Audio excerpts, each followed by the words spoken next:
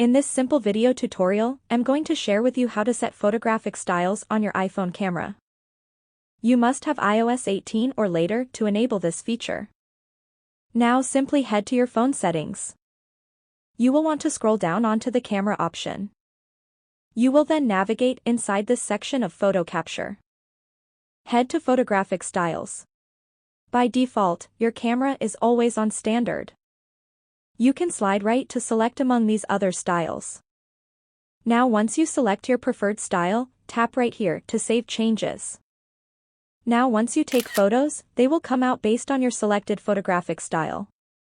This allows you to achieve a consistent aesthetic while still preserving the natural look of skin tones and other essential details.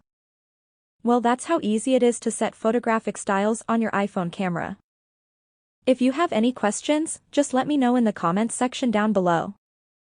Please don't forget to leave a like, share and subscribe for more video tutorials like this one.